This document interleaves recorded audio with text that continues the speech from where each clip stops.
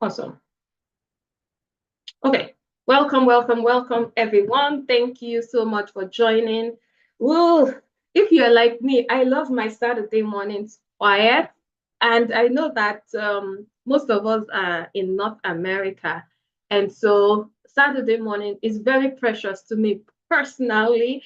I don't like to schedule anything in the first few hours of Saturdays. And so I'm saying that to say that it is really humbling to see you guys join in this morning. We're humbled and honored to have you on this webinar. Thank you so kindly for joining. We do not take it lightly at all. But then again, the other side of this is that we see that there's a knowing that this is an important conversation. One of the things that I realize is stress. The word stress sounds so very simple, right? Or assumed to be very simple. But then when we see the things that can spiral down, I feel like stress has a ripple effect. It starts from just the word, maybe because we have really commonized the word stress. Maybe someone does something and you're stressing me, leave me alone, don't stress me. So we've really commonized the word stress, and nobody really thinks much about it. But then the effect of that though is that there's so much that happens when stress is not well taken care of, right? And that's part of why oh, sorry, give me 1 second. Give me 1 second. I need to mute my YouTube.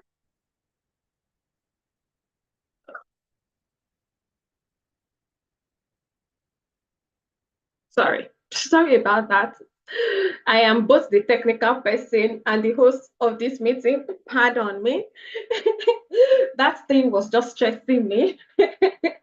But yeah, so I think we are seeing here that the conversation is important. The conversation needs to be heard, and there is interest around this conversation. I've had quite a few stories of suicide this week, and I can imagine, or I cannot imagine, but I believe that it started really small, right? Before it got to that point where suicide was not just attempted, but it was executed by its victims. Very sad, very sad, very sad. I pray for comfort and strength for the impacted families. And these are people who you assume are doing well. And so part of the reasons why we want to have this conversation today is really for us to just speak to this topic and see how we can help ourselves before things go haywire.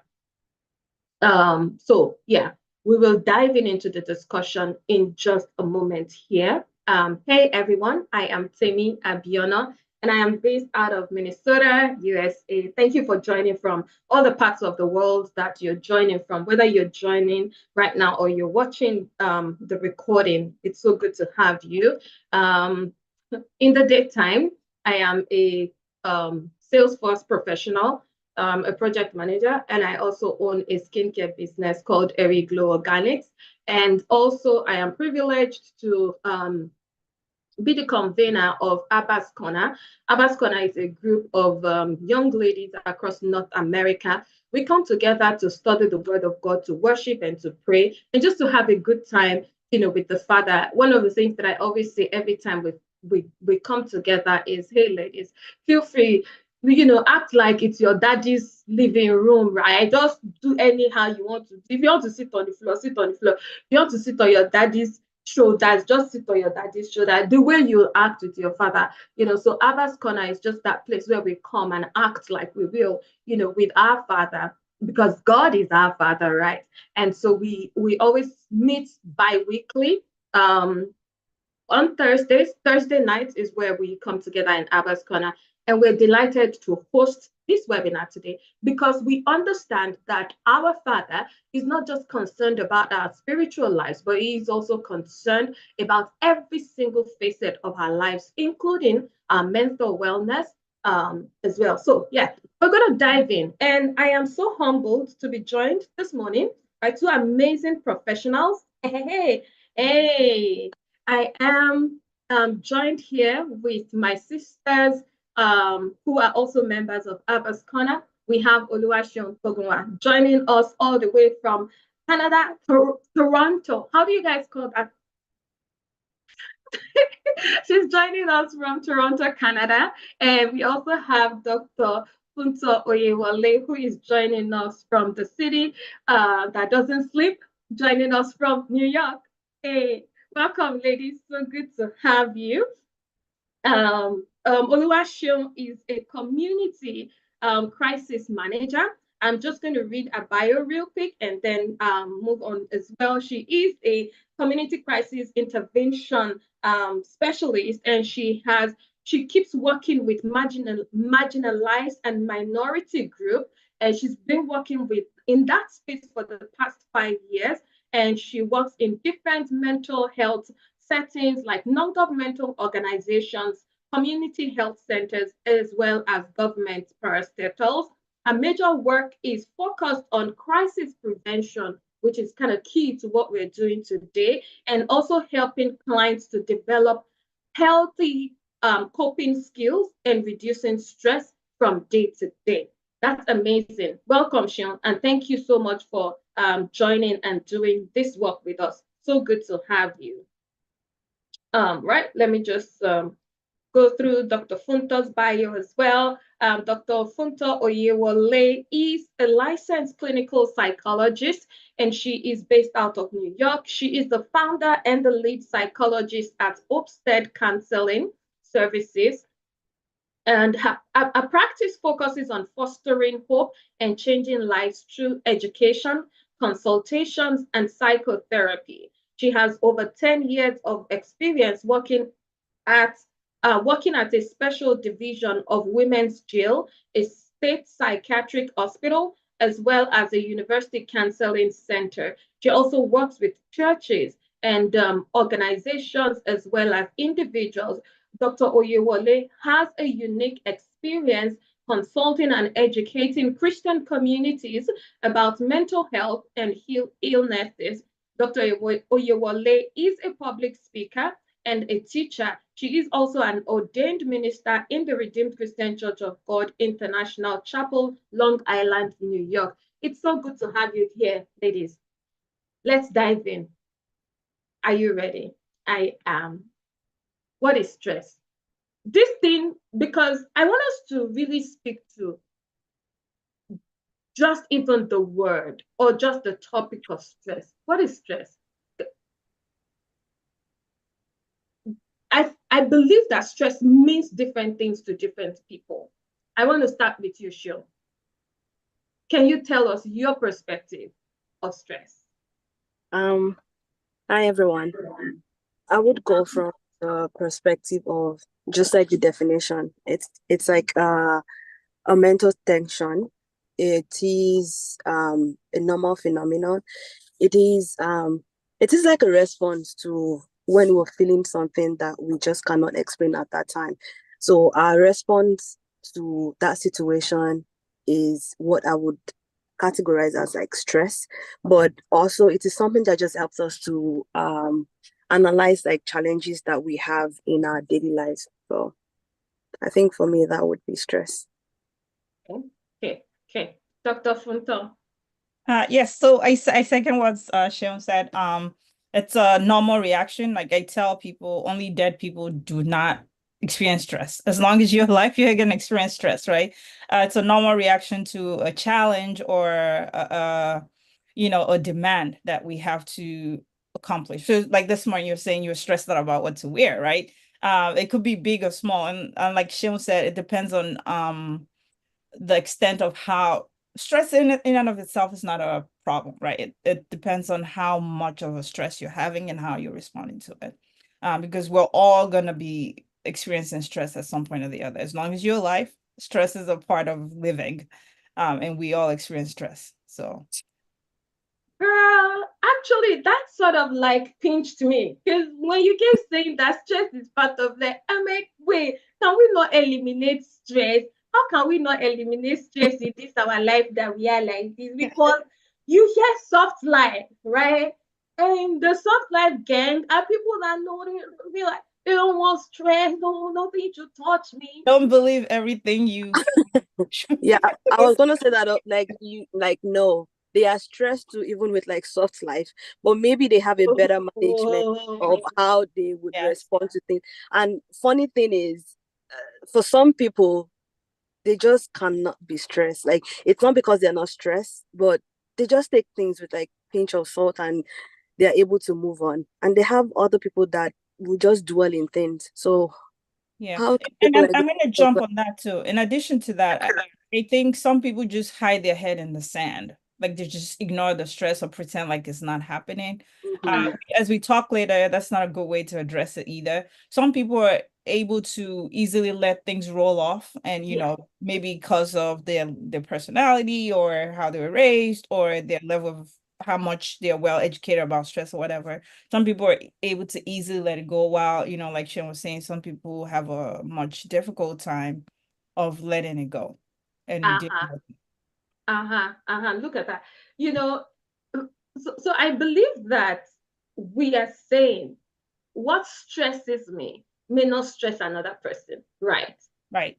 And then even perhaps the same thing that stresses us may just not stress us At the same level. at the same, time, or even like, at the same with the by the same amount, right? So, we can look at different things in life and pick on certain things.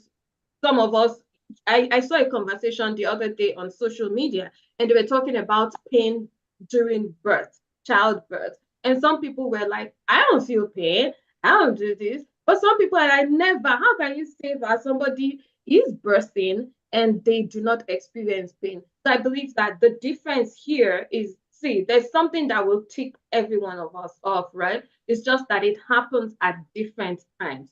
Amazing, amazing. All right, awesome. Okay, now, speaking of that, that was a perfect segue. What are the different types of stress? Dr. Funto, let's start with you. All right, so I'll talk about it from two different perspectives. So earlier on, I said everybody experiences stress, right? So we have something called eustress, right? That's the good kind of stress that keeps us alive. We all need that to stay alive. Like for instance, if I wasn't stressed out about paying my mortgage or paying my rent, I might like, I'm not going to work today, whatever. And you know, I might not be really invested in getting that income to come in so I could pay my bills. Or if I wasn't stressed out about an important exam that I had, I might not study enough. So we need a little bit of stress to keep us alive, to keep us to accomplish what we need to do. But if that stress crosses that threshold of what's pushing us and motivating us to go forward, then it becomes a problem.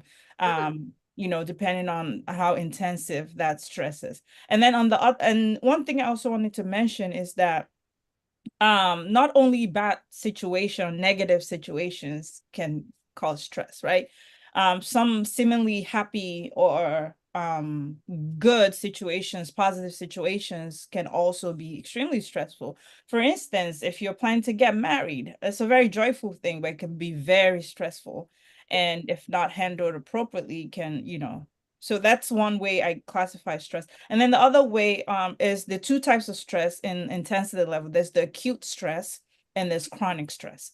So acute stress is stress that's focused on a specific situation. It's short-lived. Like, so for instance, going back to your example this morning, stressed out about what to wear this morning is an example of acute stress. Because once you figured out I'm gonna wear this blue shirt or dress, the stress kind of went away. So the acute stress is stress that's related to a specific situation, like a job interview, stress related to that. Once that situation is over, you're like, whew, the stress goes away. Chronic stress, on the other hand, is more long lasting and is intensive. And it's usually based on specific situations in our lives that sometimes we either don't have control over or we're not taking action to control it. So the stress is enduring and it lasts longer and it keeps compiling day to day. And that's the stress that we really have to do something about, because that could be very dangerous to our physical health, our mental health, even our spiritual health. Those are the two different classifications that. Thank you.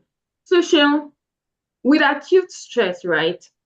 Is that are there things that I can do, to sort of manage that? Speaking of which, it was last night I'm like, okay, I think I want to wear blue, because I feel like blue is calming and all of that good stuff. And I was torn between options, right?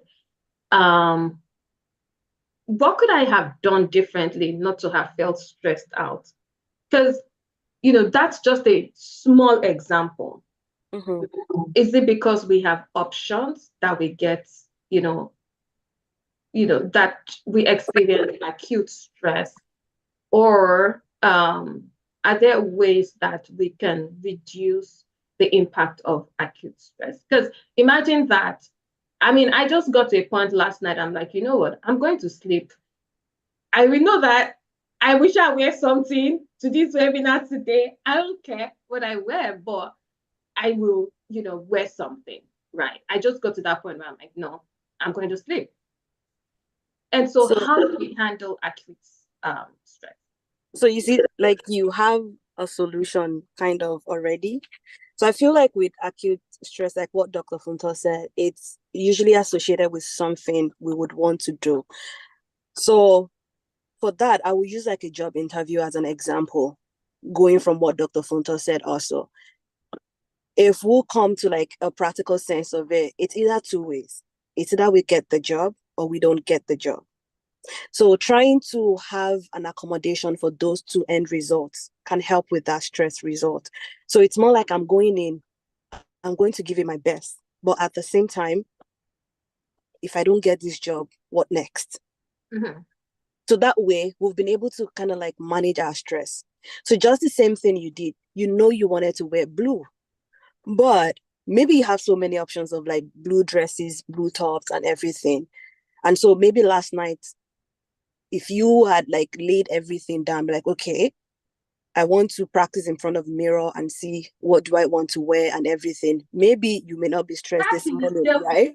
That in itself is too much stress. Why No, that's should what I I'm saying. carry myself Maybe, and go to the front of the mirror and be figuring out how many blue I want to wear? So that's it. Maybe you would not be stressed. But leaving it also and saying, okay, I'll deal with this in the morning, is still another response of saying, I'll come back to this when it's actually time. For some individuals, it works perfectly for them. But for some other individuals too, they would not be able to sleep. Just because that they've not figured that out. So maybe they would just be daydreaming about blue. Blue is the only thing they would see. And maybe by 3 a.m. they'll just get up and be like, okay, let me just go figure out this blue dress, blue gown or whatever and just have it. And then they'll be able to have a peaceful sleep. So at the same time, it's not one cap fit all, but we just have to figure out what actually works for us. If it's someone that would be able to sleep peacefully and get to that point of addressing that issue when they have to, it's fine.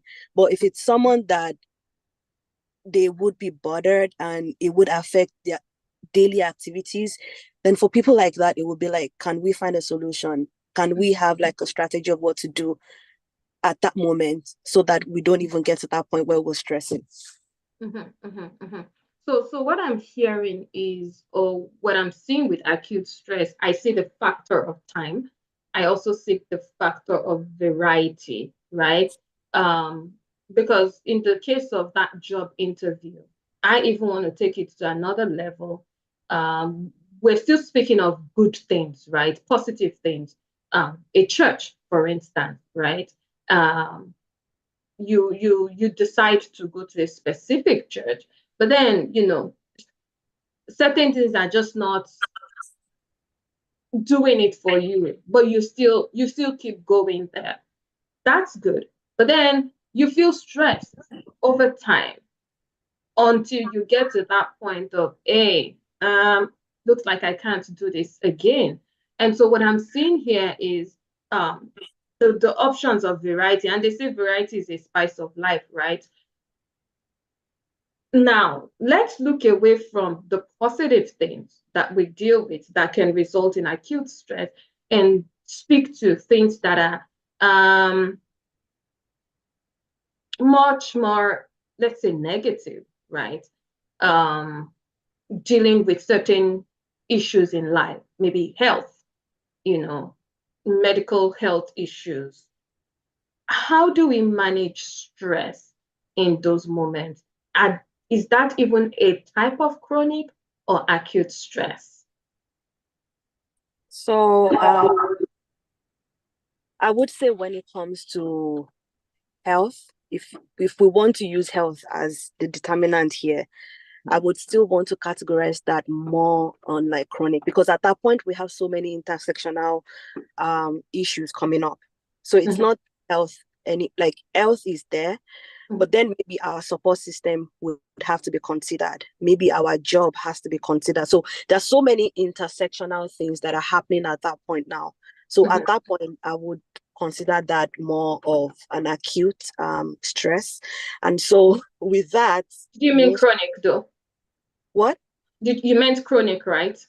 Chronic stress. No, sorry, I meant chronic. So at that point, I would say when it comes to like health, I would say it's mostly on the chronic side of things.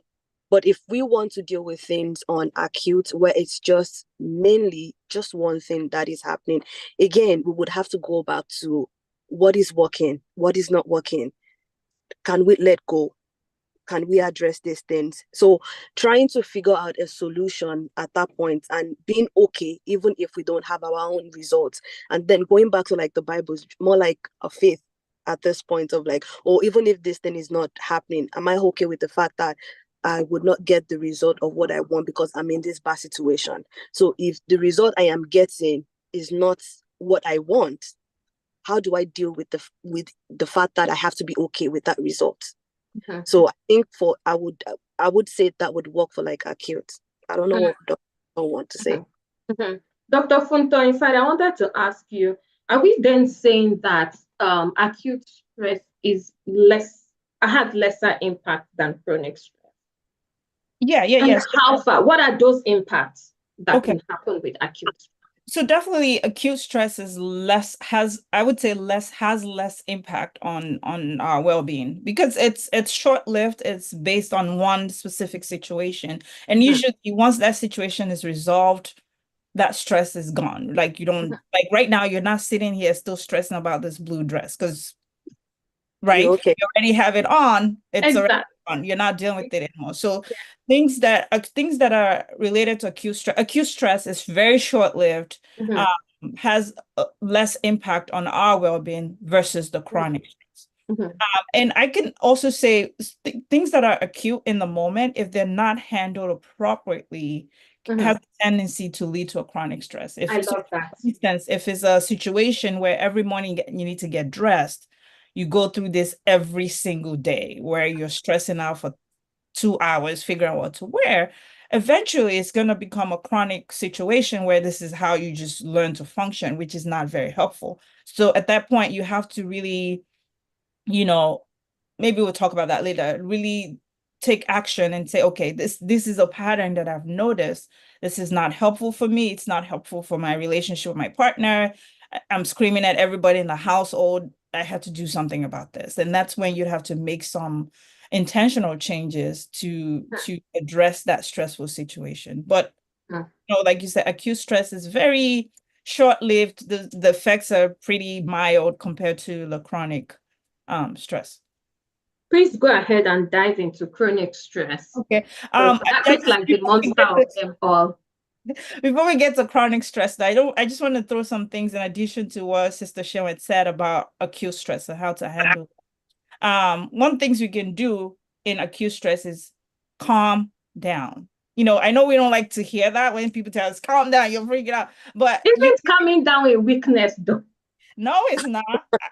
Absolutely not. Absolutely not. So here's how I think about these things. When people tell me, going to therapy or using coping skills that shows that I'm weak. I'm like, no, it's kind of like putting shoes on. You can choose to walk anywhere you want barefooted. It's up to you. You get to where you're going, but you're gonna have achy feet. You're probably gonna have some sores. You know, you get there, but at what cost? And getting help and getting therapy is like putting shoes on. You're still gonna get to your destination, but in a much better and healthier state than if you try to go through it yourself, if that makes sense. So seeking therapy, using coping skills, doing these things to help you feel better is absolutely not a weakness. I personally think it's a strength to identify that, this pattern is really not helpful for me. It's impacting my relationship. I need to do something about it versus hiding your head in the sand and saying, this is just how we are, you know, that my family were just, you know, that's a problem, if that makes sense. So the initial thing you can really do is calm down. And the easiest thing you can do is take deep breaths. Stressed out, we're not breathing properly, we're chest breathing, which in turn makes the stress even worse. Our physical response to stress even worse. So if you can just stop for a minute, take a pause, take a big deep breath, and kind of gently let it out through your mouth. You do this for a couple of moments, you would notice that your whole body kind of relaxes and calms down a little bit. And then when you're calm, you're able to really think about options. You know, what are my options here? What option do I want to take? Versus when you're in a state of high stress and you're frantic and frazzled, it's really hard to really identify a helpful solution in that moment. So the first thing you really do is calm down and focus on the moment. When we're stressed out, there's a tendency to think about, okay, so back to my example of, say you have a job interview, and maybe you're running late, and you're already stressed out. There's a tendency to be like, oh, I'm not going to get this job, and then I'm not going to be able to pay my rent, and I'm going to be evicted, and then I'm going to be homeless. You're already been homeless. Meanwhile, you just sit in traffic. So just really focusing on what's happening right now. I haven't lost the job yet. I haven't lost my house yet. I'm just going to focus on what's here in my right here, right now, and focus on that. Right. So last night you could be, I don't know what to wear. Like, this program is not going to work out well. Like, you know, so really just focusing on what's happening right here, right now can go a long way. And, you know, just also reminding yourself of situations where you've been successful in the past can also be helpful. Like, I've had programs in the past and I figured out what to wear. I'm sure I could figure it out this time around. So reminding yourself of things like that can be very helpful. And that's for acute stress. Now, chronic stress, on the other hand, requires like a whole change, like an intentional shift in the way that you go about life. Because chronic stress, like we said, is more consistent, is reoccurring, you know. So an example of a chronic stress situation could be somebody who's living with an abusive partner, right? Or somebody who has an intolerant coworker, a coworker that, you know. So some of the situations might be out of the person's control, but even in the midst of that, there's certain things that one can still do to help cope with that stress. But it would require intentional intentional effort to make some certain changes. Yeah. Do you want me to get into that, or you just want me and Shel to kind of I actually was going to ask that, you know, when we are in situations that are toxic or in toxic environments, right? And that begins to result in chronic stress. I believe that that's where things begin to spiral down. And, you know, let's say, for instance, the person who was going for an interview, right? Perhaps they're already on the verge of not being able to make payments for their next rent or mortgage, right? That's a, you know, it can be very hard to be there, especially for those of us in, you know, probably North America or other nations of the earth where these things are not forgiven, right? You know, like someone said, if you're in Nigeria, you can easily find one uncle or one auntie or one friend to, you know, stay with for a period of time. But, when you're not in places like that, or you're in a toxic work environment, and you don't even have the choice to leave that work environment because you have bills to pay and the place is toxic, and that is beginning to impact on you. You cannot sleep well, you cannot function well. It's beginning to affect your relationships. How do we handle such chronic stress? So one of the things I work with my clients about, and pretty much anybody who I talk to, is you got to change your mindset. Dealing with chronic stress is a whole intentional effort, like whole lifestyle change. You have to make changes. So you telling yourself that this is the only job I can only work, I can't get another job, you're already setting yourself up for failure, right? You're already locked into this, which necessarily, there's really nothing that says this is the work you're doomed to have forever. Right? There's really nothing that says that anywhere, not on your passport, not on your blood DNA, nothing. But because you're believing that, you're holding that. So one of the things that needs to change when you're dealing with chronic stress is your mindset. Your mindset. So back to this example, somebody who's in a toxic work environment, they might need to maybe find somebody who's supportive in their life, or maybe go talk to a therapist to really say, I've identified, the first step is really identifying this pattern of this is not working, this is affecting me, whatever. And then the next step is, what do I want to do about it? Am I qualified to go apply for another job? If I'm not, I might qualify to take some classes that can help, but you got to change that mindset of this is what I'm meant. This is nothing is going to change here, because guess what's going to happen? Nothing is going to change. So it starts from the mind, shifting your focus from, how do I say it? Like the way that you're viewing the situation and what can I do differently? Because this person might not have control over the work situation, what's going on, but they can still control their response, how they're responding to the situation, whether with the help of somebody who's supportive in their life or with the help of a therapist. And so at what point must I look for help?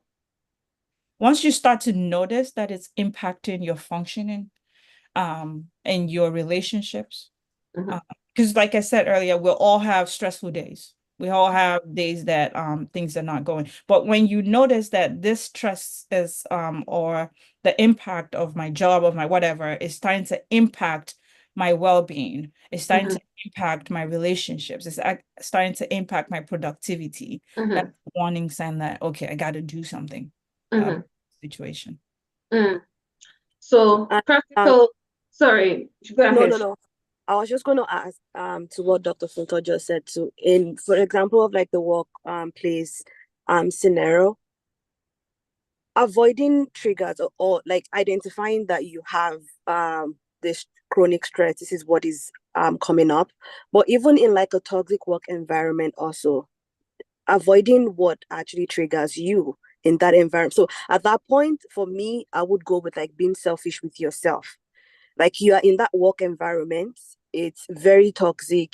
It's a place that is not conducive for you. So at that point, you're only for yourself at that point. So avoiding triggers of like, oh, if it's like a boss and they're doing this, how can I avoid this person? How can I make this person not make my day like very bad or whatever?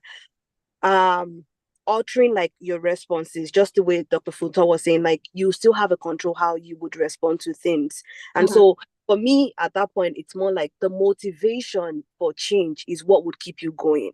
So the motivation that I'm looking for a new job, I need to work on my credentials, I need that's the only thing that would wake you up in the morning, and you will still want to go to that job even when that job is like a very bad experience.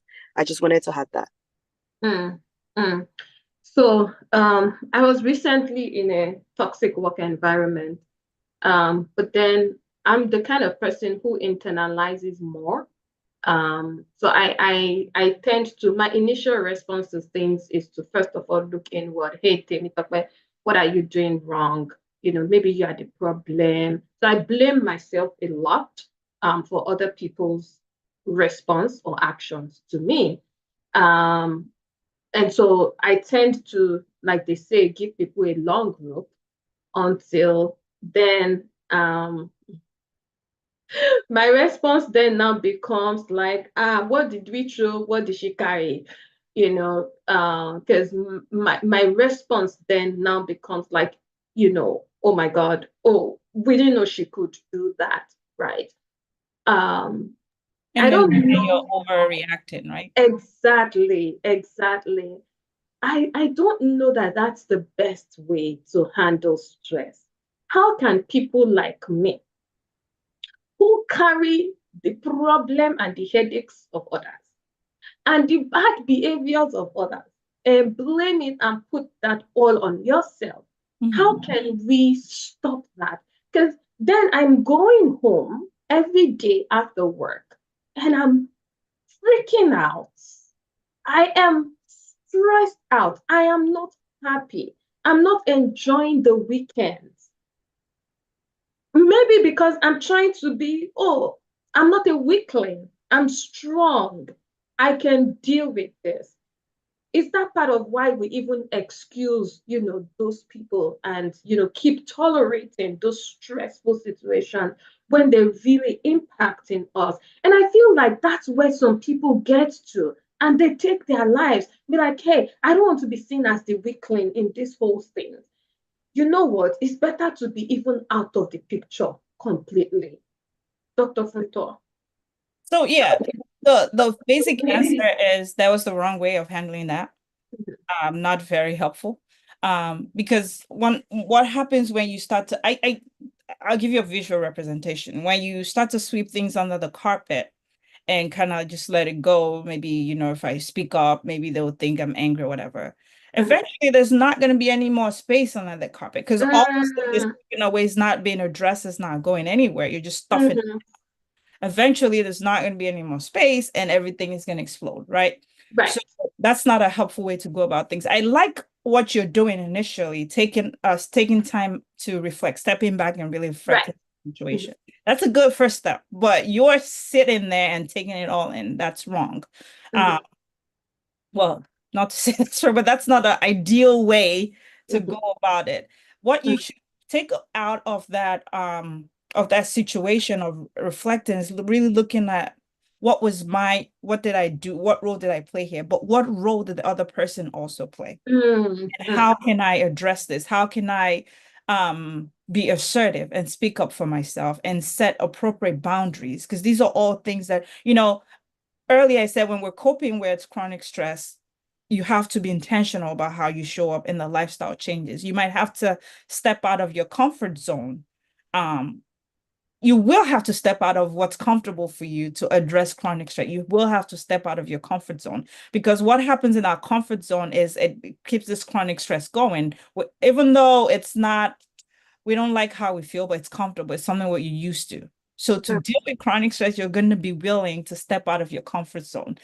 You might say, oh, I'm not a confrontational person. I don't want to talk to people, but you have to be willing to say, I understand that me doing this is not helpful. I have to do something different, and have to be willing to step out of who I normally am in the service of being healthier and having a better experience at work. And I wanted to say something, but I just lost my train of thought. One of the things I also wanted to say, as women, especially Black or African women, right? We're a lot of us are what's the word I'm looking for? Raised or programmed to fix things or to take on things that are not really our responsibility, right? And I think about it as lenses. So if I'm wearing the lens of it's my job, it's my responsibility to fix everything. I have to show up strong, and I'm putting this on all the time. If everything I experience is going through this lens, even when somebody is being intentionally rude and mean to me, I'm taking it on because it's going through the lenses of it's my fault. I have to be responsible for this, even though that's not the situation. So sometimes we have to take this off, the way that we go through life, and take it off and really look at the situation, step back for a minute and really consider it from a different point of view, or maybe even talk to somebody else. Like, what do you think about this situation? This is the way I think about it. What are your thoughts about it? Because seeing from somebody else's perspective sometimes also can be very helpful. And then, so that's the first step. The second step is take action. There's one thing to really reflect and identify what's going on. That doesn't really change anything.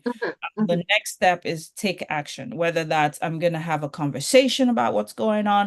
I'm going to start considering seeking for another job. I'm going to consider ending this relationship, or I'm going to kind of set better boundaries around this person. You got to take action. It's not just about identifying the pattern and reflecting and identifying what's going on. That's a good first step, but that doesn't take you anywhere.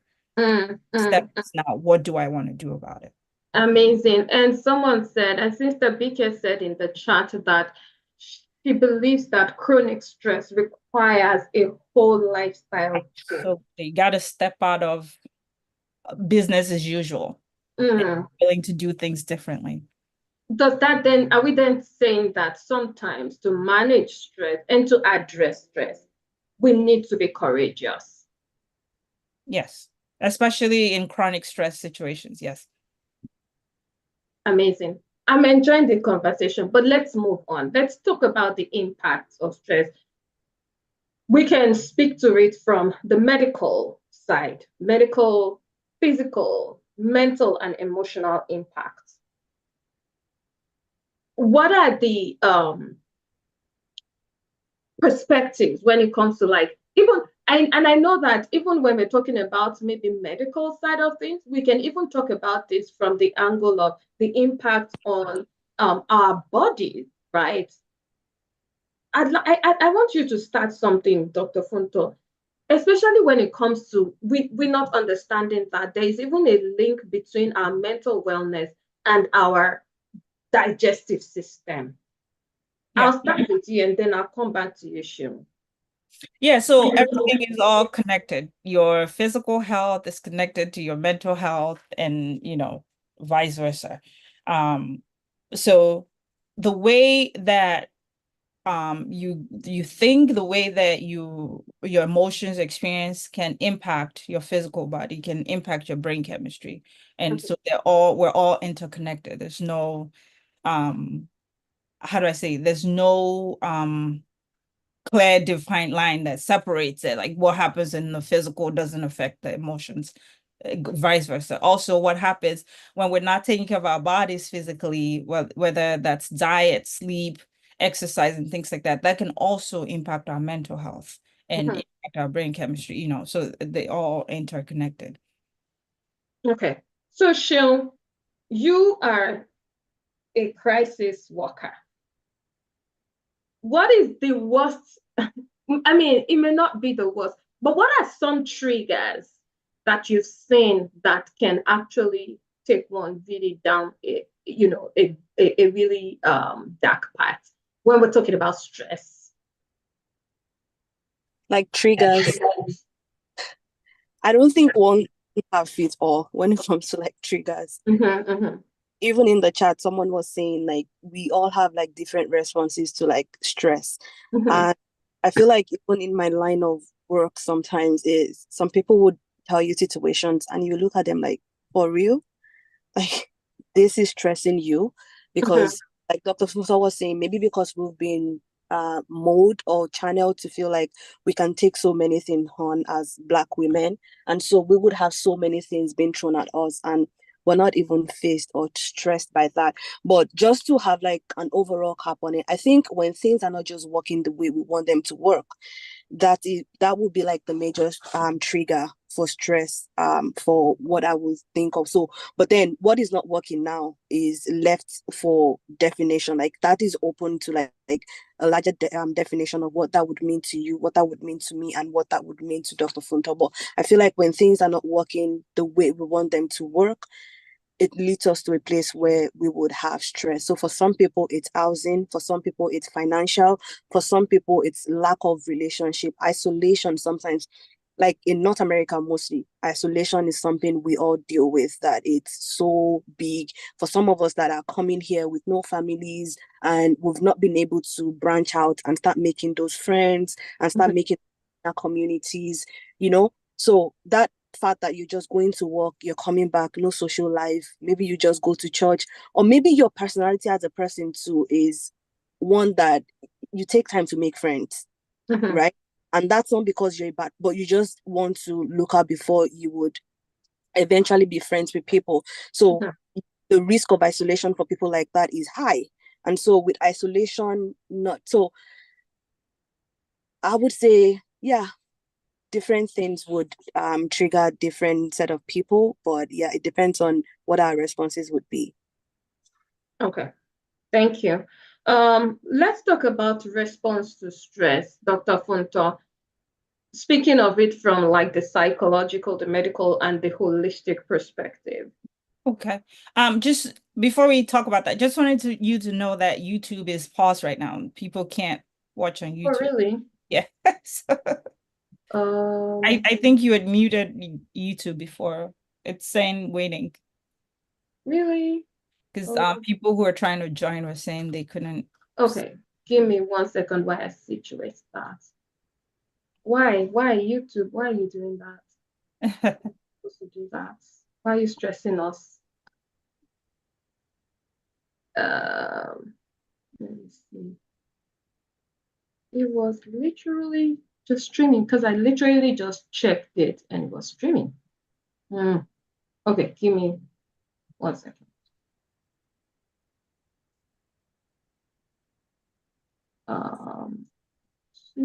And it's showing that it's actually streaming. Okay, all right, maybe it is now.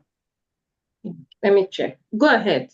Okay, so yeah, so stress, let's talk about the effect of stress on our physical body, right? If it's not handled appropriately, can cause aches and pains.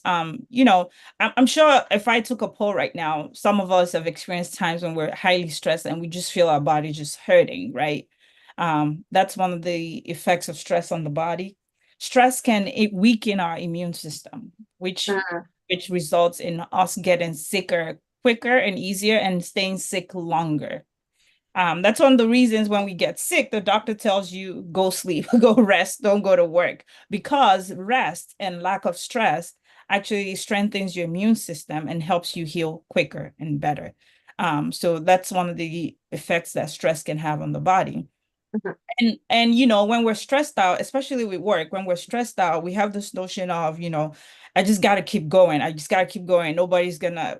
But what we're doing is we're actually causing much more harm and much damage to our bodies, because when your body then decides to break down, it's not going to send you like an invitation. Oh, by the way, I'm going to break down Thursday at 10 a.m. So get prepared. It'll just happen when you're not expecting it.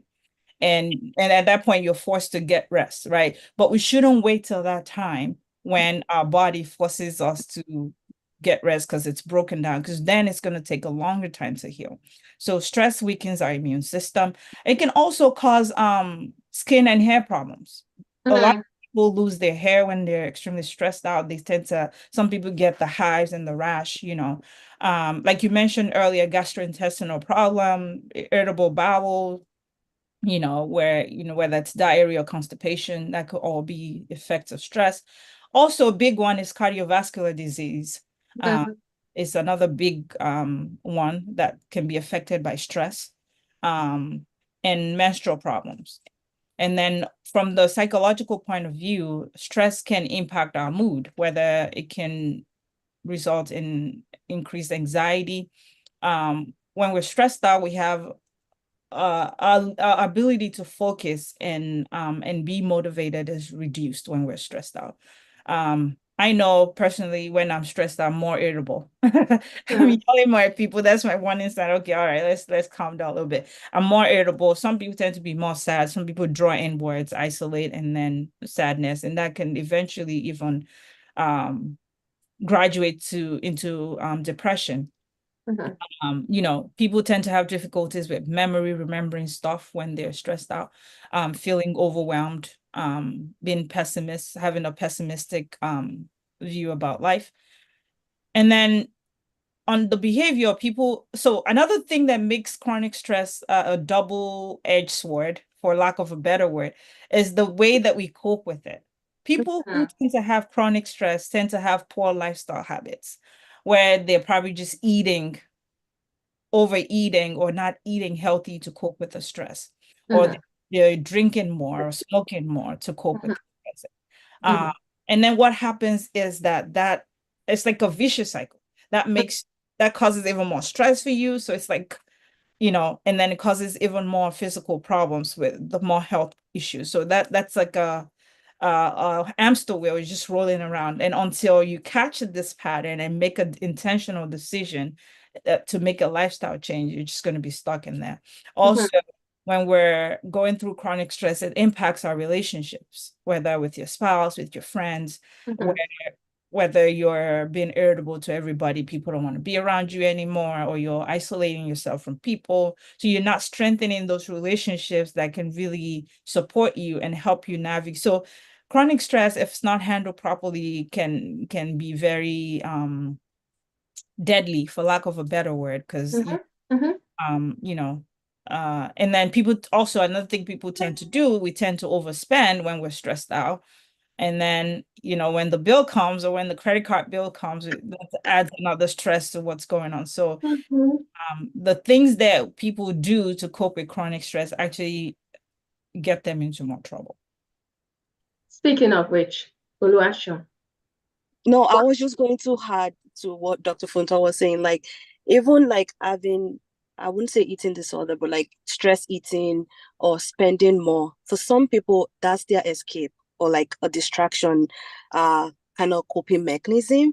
But all in all, it's more like, if we have to deal with chronic stress, we have to come up with like healthy habits that are sustainable, that has no adverse effects, and it's something that we can do. So because at the end of the day, when it comes to like I would use eating as an example, and they become obese or something start happening, and then we get to like the root cause of it, we would know that eating started because they wanted to be distracted from the stress that is happening. So yeah. Excellent. You actually touched on the next point I was going to raise. Oh, okay. How should we respond to stress? I feel like what I'm hearing is something similar to risk, right?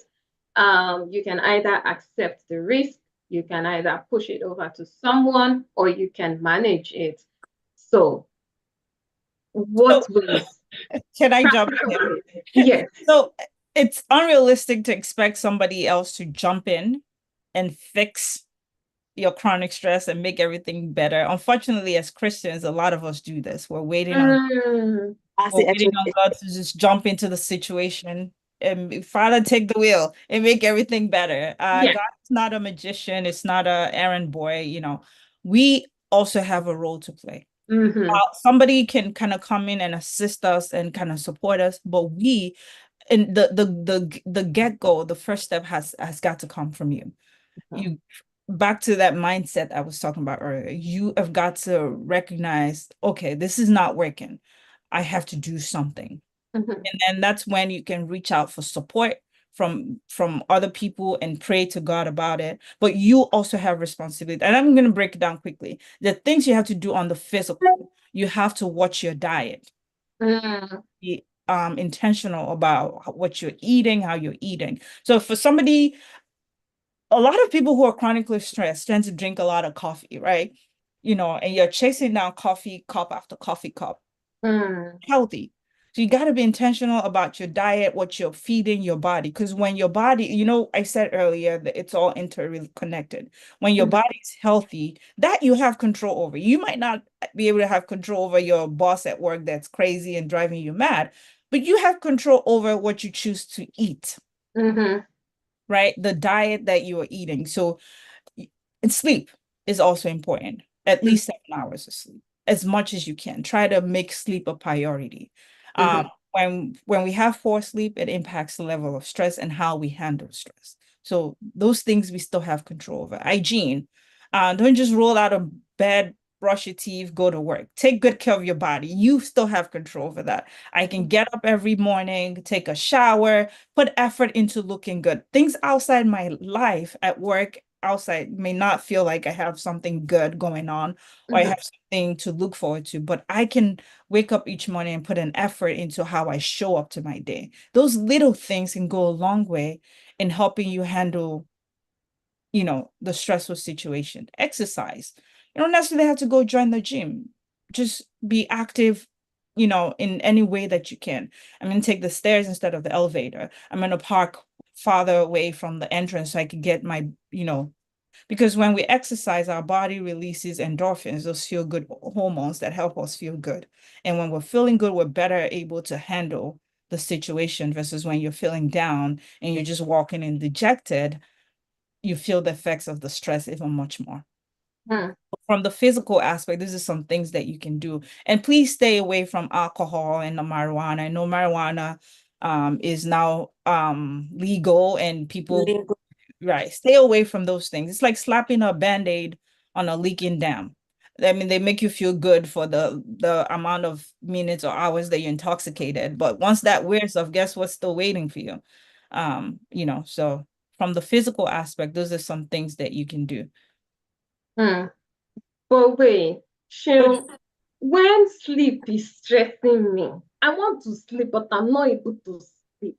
It's Dr. Mundo just talked about the flip side of okay, well, sleep, so that you'll not be stressed. But when a situation is already stressing me out and I've gotten to that chronic, stress place, what can I do to reverse things? Okay. Just before I answer that, I just want to summarize what Dr. Funto just said and just put a cap on it. The A, B, C to Z of everything is we should just try to avoid things that would numb us for us not to feel stress or the pain of stress. And for us to just apply things that may not be miracle workers, but will be things that would get us to that end result, like taking our bath every day, looking fresh and fly. Okay. Now to sleep. Sleep is very, very important. And for most of service users that I see, what I say is creating a night routine can be very helpful. And so in that scenario, most times I talk about babies and how maybe not in our own culture, it's not really common, but I think some of us are trying to get into that and doing that. But, you would have people that sleep train their babies, and once it's that time of the night, their babies are going to bed, they're able to sleep. And so it's the same thing that adults can actually learn from and they can, do. And so sleep can be difficult to achieve, but once we have a routine, and so for example, I would say a routine is maybe we'll go to work, we get home by 6, we have an early dinner, max 7:30, we've had our dinner. Do we have any downtime exercises that we want to do? For some people, it's Pilates. For some people, it's yoga. For some people, it's just sitting on their couch and watching TV. Something to just, tune this whole thing down. And maybe after that, it's having a shower. Sometimes that may not be possible. If that is possible, maybe having a shower to just keep us in that calm, relaxed mindset. And then going to bed, staying away from phone. Thank God for iPhones. Most iPhone users now, we have a way to just put your phone on, is it, now I'm trying to get the name that my phone goes. Once it's 9 p.m., there is no call that is coming in anymore. It doesn't even come in. It's not going to ring in. So putting your phone away, and for some people, listening to sound of rain, listening to white noise or something, it helps to just relax your mind. And maybe having a book to just read. It could be an audiobook, it could be, but something that would work as a distraction. So it's you're stressed about a situation. Maybe we have a presentation to do tomorrow morning. And so getting a sleep now is I'm going to be dreaming of how to put that PowerPoint, so what we want to achieve at that point is having something to take our mind off that stress or that thing that we're looking towards to, or anything that is happening around us at that time. And so having that nights, like night routine, like they cannot even catch me. I'm not up by 10 p.m. I'm in bed. And so once our body gets used to it, it might take time for us to be able to get to that point. We just have to be intentional, like Dr. Funto said. We have to be intentional that we want to achieve a very good sleep routine. We want to be intentional. Maybe speaking to like a naturopath on supplement that can help to relax you, supplement that you can use. There are gummies, there's so many things that are out there that are so helpful, but we just have to be intentional that I want to sleep. I want to get a good sleep, not just sleep. Okay, so I'm going to walk backwards and just sort of like recap and then move on to one thing. So Sean brought the battle of iPhone and Android to this conversation. Well, I'm happy to tell you that Android users also have that ability. Okay. But yeah, though, I had to sleep train myself. I determined about maybe 2 years ago or so to sleep train myself. And so I have my time to be in my bedroom. That was not the case before. But I always tell my husband this. I'm like, see, even though I go to the room by this time, I may not sleep. I think I heard that from Joyce Meyer too. She's like, it takes her so long to fall asleep. And so she has to be in her room by a particular time. Wrestling with, I need to sleep, the sleep has not come, whatever. She has figured out how many hours. And so what I hear from you both is that intentionality of change and my response to stress. So to be able to even like fix my sleep issues that was caused by stress, I do need to be intentional about this. But then again, a salient point that I also heard is trying to fix this. Being intentional is cheaper than any adverse effect that could happen down the line. And that sort of, for me, is maybe what we need to speak to and help others to understand that it's really easier and cheaper to fix these things before they become monstrous. Dr. Funto, I'll let you speak. Yes, absolutely. This is what I tell people too when they're seeking therapy and like, oh, it's too expensive, I can't pay for it. I'm like, well, I mean, I hope you have money in your bank account to pay for issues that are gonna come down the line when you don't address things now. You're absolutely right. Prevention is way cheaper than cure. Absolutely right. And there are little things we can start to do. So I think that gets us into problems. And after this, I'm going to talk about also taking action because, you know, I said earlier, you're in the spirit. Okay. That's the last point that I have for us to touch on. And then we can go to questions. And then I lost my train of thought. Oh, no, sorry. You were speaking about people who think that they don't have money to. Right. So prevention is better than cure. You should address things now. And oh yeah, something that gets us in trouble is we're waiting for when we feel good, when the right time. I want to feel when I feel well. Right now, I don't feel so well. Maybe by next week, I feel better. But we're putting the cart before the horse. Motivation comes while you take action.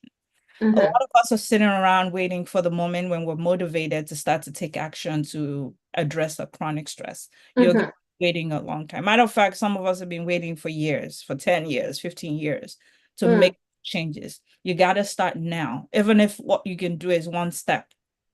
And as long as in the right direction, the moment you start taking action, you get motivation to keep going. Motivation comes when you take action. It does not come before you take action. Which leads me to the next thing, taking action. Wait, sorry, say that again. Motivation comes when you take action. I thought it was the other way around. No. That's a misconception.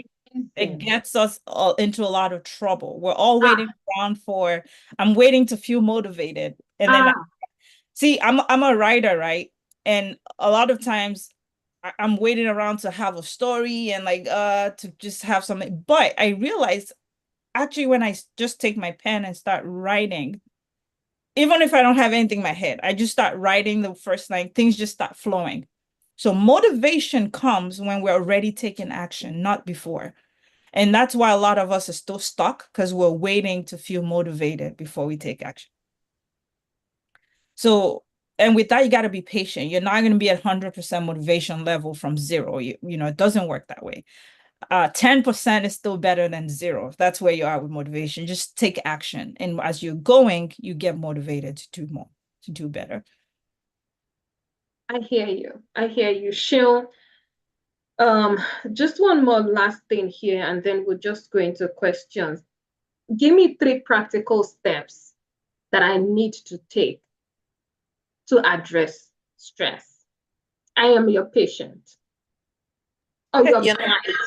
Or what do you call your client? Because I'm hearing providers now call their clients different things just to make things, look easier. I think it depends. For some people, it's clients. For some people, it's service users. For some, it depends. It depends on what. If it's client-centered, don't let us get into that. So, like 3 practical steps. Like Dr. Futa said, it's but let's just bring it home. It's one, like, okay, let me say the cap overall, like you said, is being intentional that we want to have a change. We want to have a change coming up. 2, it's like our daily routine. Our daily routine where we want to incorporate healthy habits into our daily routine. Maybe it's from going for like 5K steps. It's from packing an healthy meal, having like a very good daily activities that is done. 2, relaxation practices where for some of us, and I don't know if I'm going to eat this affects me also, when we're working, maybe because of our culture again, where we're coming from, it's like we're not even taking breaks. And then our supervisors are like, vacation.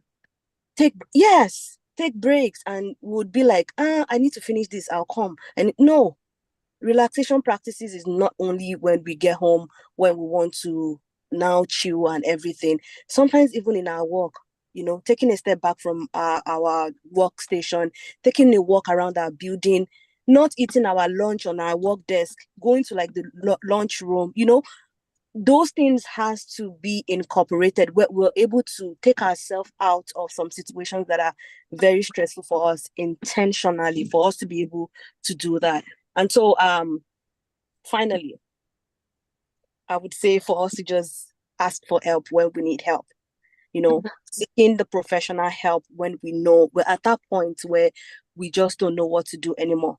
Breaking the chain where we're going from, I don't need a specialist now. I don't need to tell someone my problem. They will laugh at me. They will do this. They will do that. Seeking for help when we know I'm at that point where it's not working anymore. I need help. And so help can be from a spiritual point of view. Help can be from that professional point of view where we can walk to a professional. I want to say for Canada, most of us have work benefits that you would be able to pay for a therapist, and maybe it's like an half and half, and you would be able to get maybe 12 sections in a year, 1 section per month, just for you to be able to talk to someone. There are other resources, free therapies that would actually work also. So I would say, yeah. Thank you. I appreciate those points that you've raised. Dr. Funto, I'm going to tweak this a little bit. Okay. Because I wanted to talk about practical steps. Yes, because I had some things to add to that. Yeah. So I'm married. Marriage is stressing me out. Or I'm a Christian, and certain things are stressing me out in my Christian world. I don't want to remove myself from my marriage. I don't want to remove myself from being a Christian. I don't want to tie it to just church, because as a Christian, some things that have stressed me out, or a person that is just practicing one religion or the other, because I want to believe that it's not just Christians that are watching or joining us today, right? How can we manage these things that are stressing us? Although good, but then we have gotten to situations where we're dealing with chronic stress. How can we deal with this? All right. So I'm going to talk about a couple of points. First thing, you gotta identify those things that are stressing you out. Like you've really identified and actually list it down. So if it's church, is it a particular person? Is it something, a task that they're asking you to do? What is it exactly about this particular situation that's stressful for you? One, you want to stay organized, like organize your thoughts to really identify what's really going on. Because if you don't really even know what's going on, how can you address what's happening? So you want to stay organized. And then next, you want to prioritize your responsibility. Anybody who's trying to be El Shaddai shall die. Let me say, I love that. if you're trying to be El Shaddai, you shall die. You cannot handle every single responsibility. Okay. So once you kind of organize your thought, like what's causing me stress? What am I stressed about? Then you step back.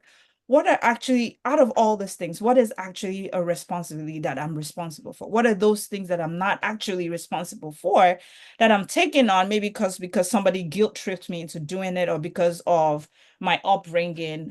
If you're first daughter, you would identify what I'm talking about. So it's just by, you just, you know, You have to cook yeah. by default. You have to clean by Yes, default. You have to exactly. take care of So your siblings by default. exactly. So really identify, prioritize your responsibility. What am I actually responsible for? And what's actually a priority? Don't major on the minor.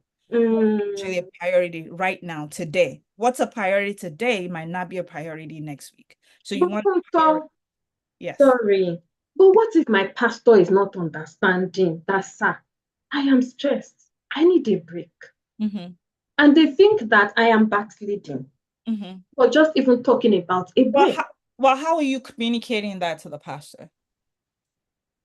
I'm being plain and simple about it. So in that situation, you might want to find somebody else, maybe another minister in the church who you think might understand what's going on, and can be an advocate for you with the pastor. To say, hey, Sister Tokwe, we need to reduce how much she has on her plate right now. This, and this is going on. Because believe me, like if something happens to you, God forbid, something happens to somebody, whether at work or at church, before long, they'll find somebody else to replace you. Totally. They're not going to say, oh, this used to be this person's job, we're going to keep it empty, in remembrance of. No, they will, because the job, the organization has to move on, right? You're not El Shaddai, you're not indispensable, right? So your well-being, your well-being, your sanity has to be a priority. Okay. If the pastor doesn't quite understand it, try to find somebody who's an advocate that can advocate for you with them, or just outrightly say, I'm not going to be in church, how do I say, I'm going to take a vacation, just leave and take a break and say, I'll be back, so that's some of the things. Another thing we need to do is delegate. Some of the things that are responsibility might be too much. You might need to pay somebody to do something for you. Again, back to what I'm saying, our culture, the way we were raised. You might not want people to hear, oh, I have a cleaner coming in to clean my house. They're gonna think I'm lazy or I'm bougie, I'm trying to throw money in. Doesn't matter what anybody thinks. You gotta do what works for you. Yep. If paying somebody to come once a week to clean your house is gonna help your sanity and give you some time to focus on you, if that's what you want to do, if that works for you, by all means. If catering your food, having somebody cater your food because you don't have the time and the energy to cook every single night, that's what you got to do. Really check with yourself. What are some things that I need to delegate out to help me keep my sanity and to help me stay focused on what's important to me? And then delegate and take action on those things. And then have realistic goals. Some of the things we're taking on are unrealistic. I want to lose 20 pounds by next week, and I want to have a neat house every single day. And you have 3 toddlers in the house. I want my house spick and span every single day. Those are very unrealistic goals, right? So you might have to kind of readjust your goals. And what these goals that I have, what is the motive for these goals? Why am I having these goals? Is it because I want people to think I have a well-organized home? Do I want to pepper people? What are your intentions? And you got to change that. And then set boundaries. Set boundaries. Not everybody should have access to you. Mm. Not everybody should be able to call you up and you say, yes, yes, yes, I'll be there. Set boundaries. Like what are identify those things that you're not able to take on. I learned something my dad taught me something very important. Like if somebody asks you to do something, don't just say yes or no right away. Just say, let me look at my schedule and get back to you. Even if you know what your schedule looks like, because what that does, it gives you some time to really step back and think and ask yourself, is this something that I have the time for? Is this something that I have the mental energy or the physical energy to take on right now? Is this something that aligns with who I want to be today or what I'm trying to accomplish today? So set boundaries. And then lastly, when we talked about the comfort zone earlier, no change is going to happen in your comfort zone. You're not just going to wake up one morning and chronic stress is gone while you're still in the same old in your comfort zone. Right. It's not going to be happening. So you got to be willing to step out of your comfort zone and try new things. Oh, we never do this way. This is how my family has always done things forever and ever. Well, you're going to be stuck there. So don't be afraid to step out of your comfort zone and try something new. So these are all action steps that we can take. You're not just going to wake up one morning and stress is gone. It's not work that way. You got to take action and play your role. Wow. Fantastic. We've had and lastly, don't be afraid to ask for help. I'm going to repeat what I said earlier, maybe because some people weren't here. Asking for help is like putting shoes on. Again, you can choose to walk anywhere you want barefooted. You get to where you're going to, but you probably have some sores on your feet, a lot of pain, and all that stuff. So asking for help is like putting shoes on to make the journey a little bit more manageable and easier to get you to where you're going. Wow, thank you. We've had such an amazing conversation. It's been over an hour that we've been talking on the subject of stress. Who would imagine that, we could spend that amount of time talking about stress? It sounds so simple, but then very important. And we have touched on so many aspects of stress, just generally understanding what stress is in the first place, the types of stress, how to manage, how to respond, what are the practical steps that we can apply, and some of the things that we've touched on this morning. And I really appreciate you, Dr. Funto and Oluwaseun, who have really giving us this insights, right, into this topic and this conversation. And Stabike, too, thank you for all those gems that you've been dropping in the Zoom chat. I appreciate it. Now, let's wrap things up here. Any questions? If you guys have questions for participants, please drop them in the chat. Drop your questions in the chat. But Dr. Funto, how do you want to wrap this up for us? Just a summary of what we talked about. So stress is a part of life. Like we said initially, I can't get over that one though. Everybody's gonna, only dead people have no stress. As long as you're alive, you're gonna experience some kind of stress, whether acute. Well, what we want to do is we want to take action to make sure that we're not living in chronic stress, because that definitely will impact our quality of life. And I don't think God put us here on earth to live a life of suffering and just be stressed out for the rest of your life and just die. That's not God's intention for us being here. And we all have a role to play. Don't be afraid to ask for help if you need to. Like we said earlier, prevention is way cheaper and healthier than trying to cure or trying to fix what is happening. So don't be afraid to ask for help. Reach out. Talk to somebody supportive. Take action to relax. Take action to take care of your body, because all that can go a long way in how you handle stress. So I'm a troublemaker. Yes, sir. And prayers fix. Can prayers? Absolutely. Prayer is another coping skill to address stress. And holding on to your faith in God is another important. I mean, research actually shows that people of faith who have that faith in God and hold on to that tend to handle stress a little better. But don't just rely only on prayers. Prayers is not going to come in and help you request for time off at work, right? The Holy Spirit can give you inspiration in a place of prayer, but then you have to take action. You have to put it into action. So prayer is very, very important, but you got to back it up with action and with works. Like somebody said, prayer with works, right? I love it. Yeah. Okay. Thank you. Because I also don't want, people who who are locked in religion or spirituality to get lost in this conversation as well and just assume that it's because they have not prayed very well. That's why. Yeah. Why would? And for real though, I've heard a Christian say that it's because you do not pray very well that you get stressed. And I think that's coming from a place of ignorance and on like lack of education. Yeah. Yeah. Totally. I can point you people in the Bible who prayed all the time and still experience stress. Yeah. Well, thank you so much. Do we have any questions here? I have a question just come in. The person sent it to me. We actually. Okay. Said, what if you have a stressful day and you act happy, but people think you're happy, but you feel stressed? What can you do? So just answer that. That reminds me of Anthony Bourdain. We all looked at him as someone who was happy, who had achieved so much. He's been around the world, I think, 12 times. Right. He was doing what we thought he loved doing, but then see how he ended. Very sad. Go ahead.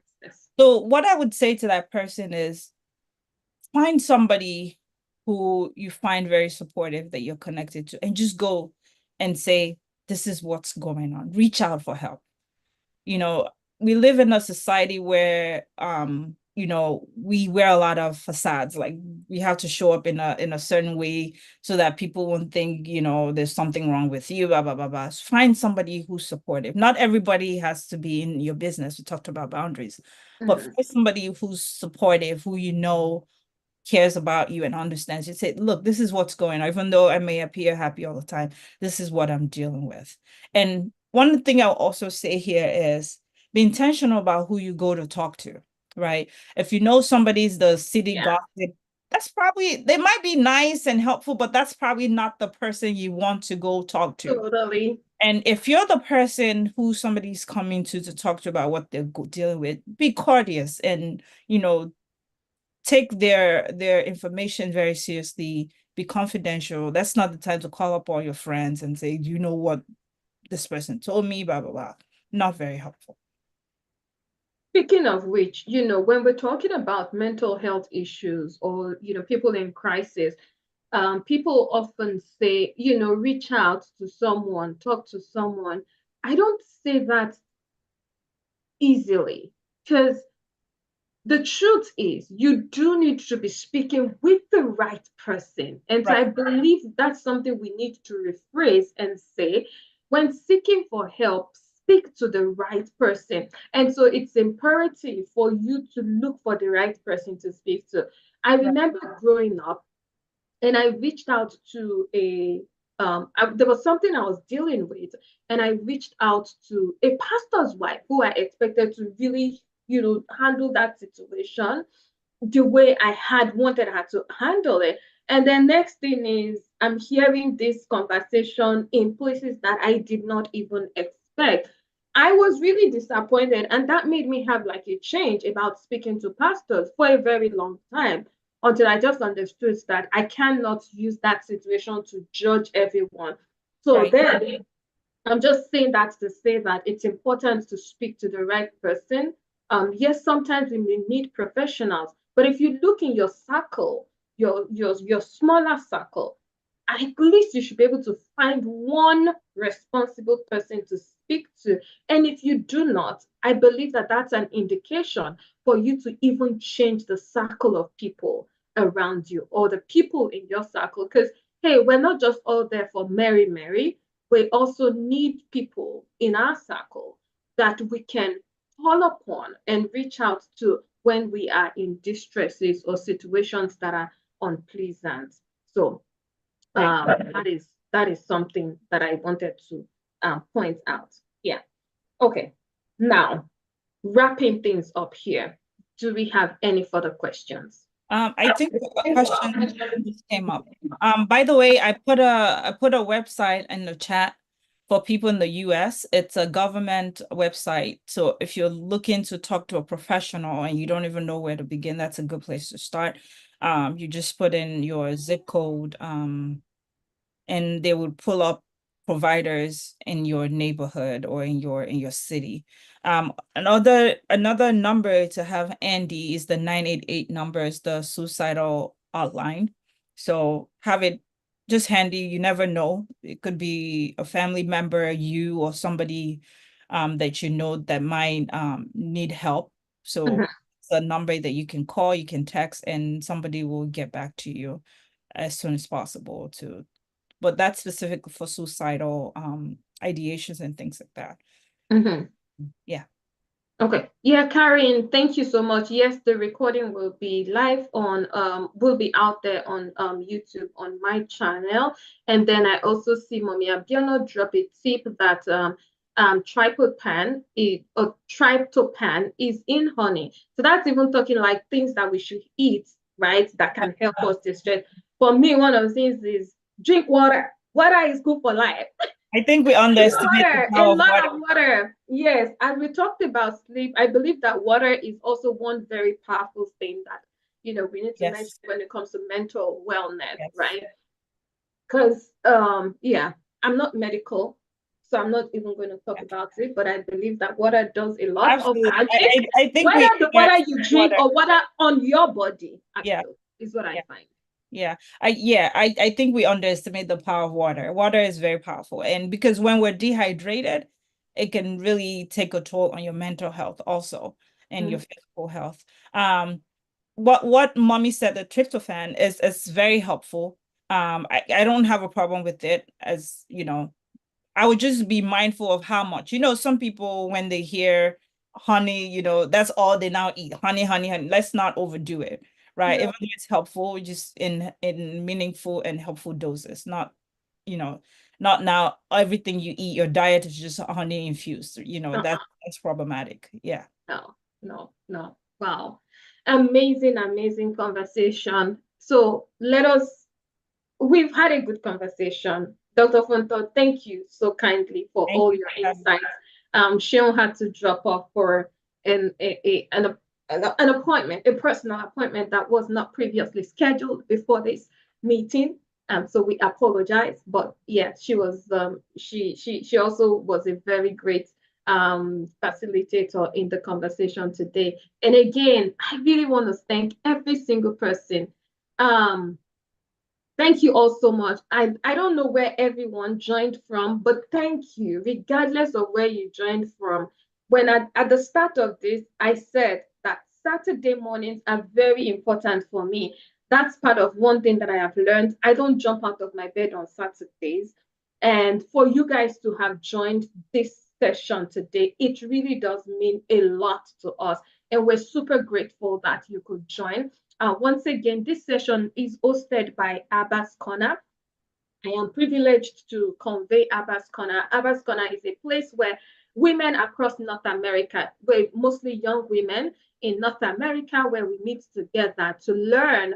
We're lovers of God, but we come together to learn more about God so that we can be like Him. We learn through studying the Word of God. We also learn through praying and praising God together. There are times that one of our meetings was just for us to reflect on the goodness of God and just pause in the moment to just thank God for all that He has done in our lives as individuals, right? And by God's grace, Abba's Corner, we meet bi-weekly on Thursday. So our next meeting is going to be next Thursday, and we meet at 8:30 p.m. So Thursday, the 4th of July. We're skipping that one. We need to enjoy 4th of July. Some of us need to see fireworks to relax, or to even trigger the good stress, the all stress that we need, right? And then be ready to go back to work on Friday. But yeah, we're skipping 4th of July because that's it's a celebration independence in America, in the United States of America. So we'll be skipping that. And so if you would like to join these ladies, I'm going to drop a link in the chat for you to fill the form and come join us. Come join us. We really do always have a really beautiful time in God's presence. There's no airs around us. Come as you are. Enjoy yourself. Always just a lovely time. Please fill the form if you want to join Abba's Corner, and we will get you situated. And final announcement here. Woohoo! I am excited about this one. And I'm going to encourage every woman on this call who is in North America, come and join us. We are taking time out from October the 25th to 27th in a retreat. One of the things that I have learned as we are planning this retreat is that we're not even, like we mentioned it in this conversation, we're not giving ourselves the grace to pull away, to withdraw. We see even Jesus, took time to withdraw from the crowd, and he took time to rest. In fact, there was a time he told his disciples, it's like, wait. No, you guys have been doing a lot. I believe you need to withdraw and rest. And so we are inviting you, come join us at this retreat in October. And we're going to be live in Minnesota. I'm excited to host you for this retreat. And the theme of our retreat is In the Depth of His Love. I believe it's going to be fantastic. I believe it's going to be awesome. Because just imagine God revealing what it means to understand the depth of his love more and more. So join us as well in this retreat. This is a paid retreat, but trust me, you're not even going to pay as much as the experience is worth. But yeah, so that's something as well. I have just dropped the link for that also in the chat. Please feel free to join us, and we look forward to hosting you.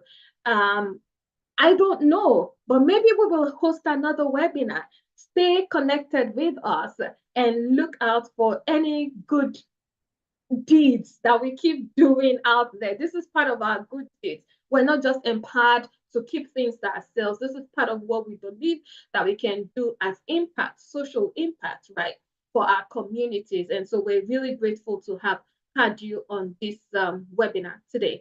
Thank you all so much. And it's my prayer that as we have looked into this, we have received empowerment to be able to handle stress better and to be able to take control, be bold, be courageous. One of the things that I am taking away personally is that it is important for me to be more courageous and to be a lover of myself, right? Because you cannot love others if you do not love yourself. Now, I'm not asking you to be selfishly selfish.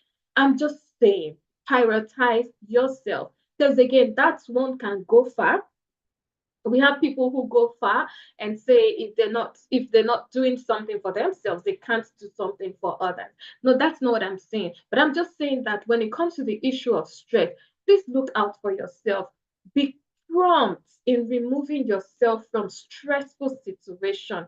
However, also take a moment to sit back and evaluate things first and take a healthy response to addressing stress. We hope that this was of value to you.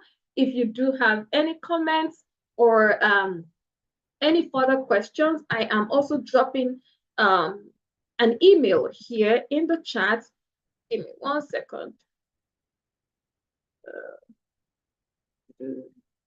I'm just dropping this email here. If you'd like to communicate with us, kindly use this email as well. And oops, no, that was not correct.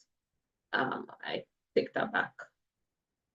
Sorry, I misspelled that. We're missing an S. So the email is just in abbascorner@gmail.com. You could use that to reach out to us or communicate with us for any further. And if you do need help, if you need to reach out to Dr. Fonto, as you know, you need help, you need someone to talk to, or Oluwaseun, they're happy to have further conversations with you. Just send us an email and we'll get you connected with them. Thank you also kindly.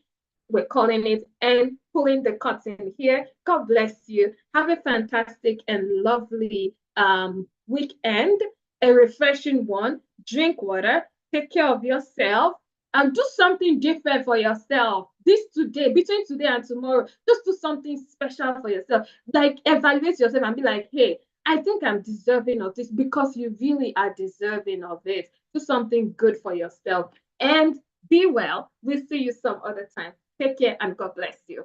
Bye-bye now. Thank you. Bye-bye. Thank you, everyone.